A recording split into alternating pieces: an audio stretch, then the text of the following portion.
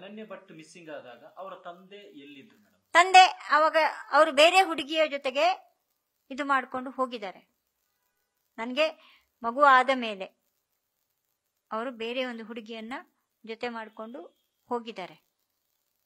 ಆ ಹುಡುಗಿ ಯಾರು ಅಂತ ನನಗೂ ಗೊತ್ತಿಲ್ಲ. ಆದ್ರೆ ನನ್ನ ಲೈಫ್ ಹೀಗಾಗಿದೆ. ಒಂದು ಮಗುವನ್ನು ಕೊಟ್ಟು ಹೋಗಿದ್ದಾರೆ. ಅವಳ ಲೈಫನ್ನು ಹಾಳು ಮಾಡೋದು ಬೇಡ ಅಂತ ನಾನು ಬಿಟ್ಟು ಬಿಟ್ಟಿದ್ದೀನಿ. ಆಮೇಲೆ ಇತ್ತೀಚೆಗೆ ಒಂದು 4 ವರ್ಷದ ಹಿಂದೆನ 5 ವರ್ಷದ ಹಿಂದೆ ಗೊತ್ತಾಯ್ತು ಅವ್ರು ಸತ್ತು ಹೋಗಿದ್ದಾರೆ ಅಂತ. ಅನಿಲ್ ಭಟ್. ಮೇಡಮ್ ಈಗ ಪ್ರಶ್ನೆ ಇರೋದು, ನೀವು ಬೇರೆಯವ್ರ ಮನೆ ಕೇರ್ ಟೇಕರ್ ಆಗಿದ್ರಿ. ನಾನು ಫಸ್ಟ್ ಪ್ರಭಾಕರ್ ಅವ್ರನ್ನ ಹೌದು ಆರೈಕೆ ಮಾಡ್ತಿದ್ರಿ. ಹೌದು. ಒಬ್ರು ತಾಯಿನ ಆರೈಕೆ ಮಾಡ್ತಿರುವಂತ, ಬೇರೆಯವರ ತಾಯಿನ ಆರೈಕೆ ಮಾಡುವಂತ ಅಷ್ಟೊಂದು ಮಾನವೀಯತೆ ಇರುವವರು, ಅಷ್ಟೊಂದು ಫೀಲಿಂಗ್ ಇರುವಂತವ್ರು ತನ್ನ ಮಗಳನ್ನು ಹೆಂಗಾದ್ರೂ ಮಾಡಿ ಸಾಕ್ಬೇಕಿತ್ತಲ್ಲ ಅಂತ ಒಂದು ಅನ್ಸಲ್ಲ ಮೇಡಮ್? ಸರ್, ಆವಾಗಿನ ಸಿಚುವೇಶನ್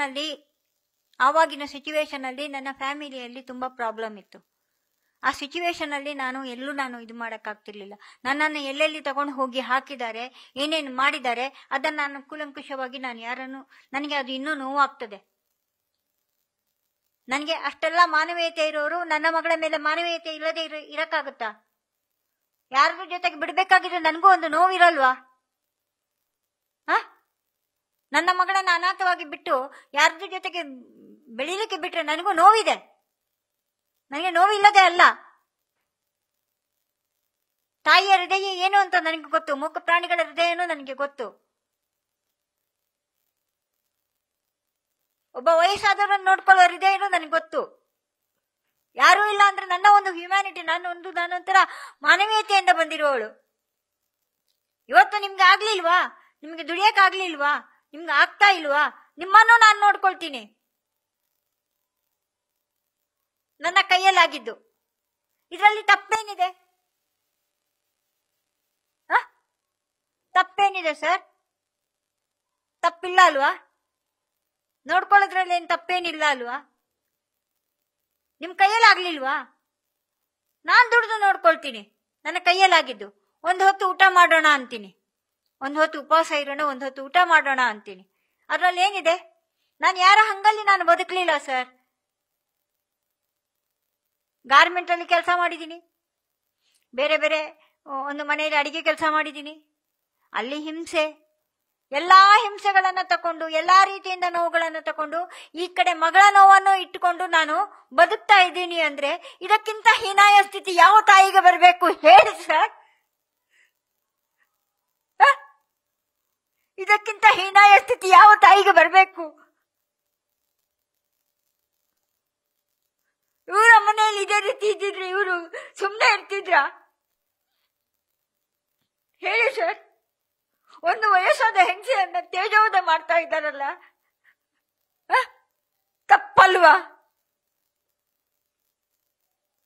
ನಾನ್ ದುಡ್ದು ನಾನ್ ಜೀವನ ನಡೆಸ್ತಿರ್ಬೇಕು. ನನ್ನ ಕಷ್ಟ ನನಗ್ ಗೊತ್ತು. ನನ್ನ ಮಗಳಿಲ್ಲ ಅನ್ನೋದು ಕೊರತೆ ನನಗ್ ಗೊತ್ತು. ನಾನು ಎಲ್ಲರ ಹತ್ರ ಹೋಗಿ ನನ್ನ ಮಗಳಿಲ್ಲ ಅಂತ ಹೇಳಿದ್ರೆ ಯಾರಾದ್ರೂ ತಂದು ಕೊಡ್ತಾರಾ?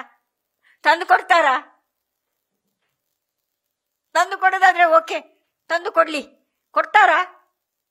ಎಲ್ಲರ ಹತ್ರ ಹೇಳ್ಕೊಂಡು ಓಡಾಡಿ ನಾನು ನಗುಮುಖದಿಂದ ಇದ್ದೀನಿ ಅಂತ ನೀವು ತಿಳ್ಕೊಂಡಿದ್ದೀರಾ? ನನ್ನ ಮನಸ್ಸಿನ ನೋವು ನನಗಿದೆ ಸರ್.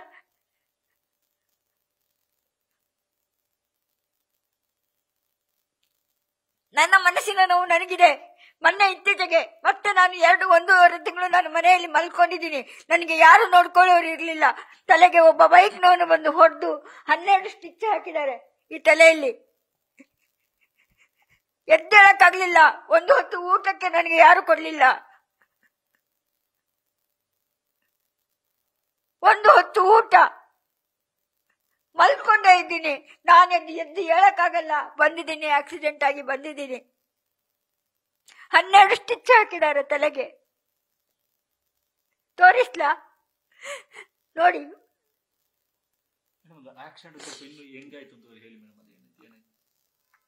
ಒಂದು ಬೈಕ್ನವನು ಬಂದು ನಾನು ನಡ್ಕೊಂಡು ಬರ್ತಿರ್ಬೇಕಾಗಿದೆ, ಒಂದು ಬೈಕ್ನವನು ಬಂದು ಹೊಡೆದು ಬಿಟ್ಟು ಹೋಗಿದ್ದಾನೆ. ಮೊನ್ನೆ ಇತ್ತೀಚೆಗೆ 2 ತಿಂಗಳ ಹಿಂದೆ ಇಲ್ಲೇ ಮನೆ ತಿಂಡಿ ಹತ್ರ. ತುಂಬಾ ನೋವಾಗಿದೆ. ನಾನು ತುಂಬಾ ಅನುಭವಿಸಿದ್ದೀನಿ. ಯಾರ ಹತ್ರ ಹೇಳ್ಕೊಳ್ಳೋಣ? ನನಗೆ ಊಟಕ್ಕೆ, ಮನೆಗೆ ಊಟಕ್ಕೆ, ಪಾರ್ಕಿಗೆ ಹೋಗ್ತಾ ಇಲ್ಲ. ಊಟ ಮಾಡಬೇಕು. ಕೈಯಲ್ಲಿ ದುಡ್ಡಿಲ್ಲ. ಯಾರು ಸರ್ ಬಂದಿದ್ದಾರೆ ಇವತ್ತು? ಕೇರ್ ಟೇಕರ್ ಅಂತ ಹೇಳ್ತಾರಲ್ಲ, ನಾನು ಕೇರ್ ಟೇಕರ್ ಆಗಿದ್ದು ನನಗೆ ಸಂಬಳ ಕೊಡ್ಲಿ. ಹೇಳುವವರಿಗೂ ಒಂದು ಯೋಚನೆ ಇರಬೇಕು. ನಾನು ದುಡ್ದು ಅವರನ್ನ ನೋಡ್ಕೊಂಡಿದ್ದೀನಿ ಸರ್. ಈ ಕ್ಯಾನ್ಗಳನ್ನ, ಬಾರಗಳನ್ನ, 2 ಕೈಯಲ್ಲಿ 2 ಬ್ಯಾಗು, ಒಂದು ಕೈಯಲ್ಲಿ ಈ ಕ್ಯಾನ್ಗಳನ್ನ ಹಿಡ್ಕೊಂಡು ಅಷ್ಟು ಭಾರ ಹೊತ್ಕೊಂಡು ನಡ್ಕೊಂಡು ಹೋಗ್ತಿದ್ದೆ ಸರ್. ಆಟೋದಲ್ಲಿ ಹೋಗ್ತಿರ್ಲಿಲ್ಲ. 50 ರೂಪಾಯಿ ಉಳಿದ್ರೆ ಯಾವ್ದಕ್ಕಾದ್ರೂ ಬರ್ತದಲ್ಲ ಅಂತ ಯೋಚನೆ ಮಾಡ್ತಾ ಇದ್ದೆ ಸರ್. 50 ರೂಪಾಯಿ ಉಳಿದ್ರೆ ಯಾವ್ದಕ್ಕಾದ್ರೂ ಬರ್ತದಲ್ಲ. ಅವ್ರು ಹೇಳೋರು ಆಟೋ ಮಾಡ್ಕೊಂಡು ಹೋಗು, ಯಾಕೆ ಹೀಗೆ ಇದ್ ಮಾಡ್ತಾ ಇದ್ದೆ ಅಂದ್ರೆ, ಇಲ್ಲ ರೀ 100 ರೂಪಾಯಿ ಅವರಿಗೆ ಕೊಡ್ಬೇಕು. ಆ 100 ರೂಪಾಯಿ ನಾನು ಕೊಟ್ರೆ ಅಲ್ಲಿ ಬರೋದೇ, ನಾನು ಅದು ಒಂದು ಸಣ್ಣ ಗ್ಲಾಸಿಗೆ 10 ರೂಪಾಯಿಗೆ ಕೊಡ್ತಾ ಇದ್ದೆ ಸರ್. ಅದು ಸಹ ಒಂದು ಕಾರಣ ಇದೆ. ಅಲ್ಲಿಗೆ ಬರುವವರು ಎಲ್ಲರೂ ಶ್ರೀಮಂತರಾಗಿರಲ್ಲ. ಏನೋ ಮಕ್ಕಳು ಒಂದಿಷ್ಟು ದುಡ್ಡು ಕೊಟ್ಟಿರ್ತಾರೆ ತಂದೆಗೆ ಒಂದು ತಿಂಗಳ ಖರ್ಚಿಗೆ ಅಂತ. ನ್ಯೂಸ್ ಫಸ್ಟ್, ನಿರ್ಭೀತಿಯಿಂದ ನಿಮ್ಮ ಪರವಾಗಿ.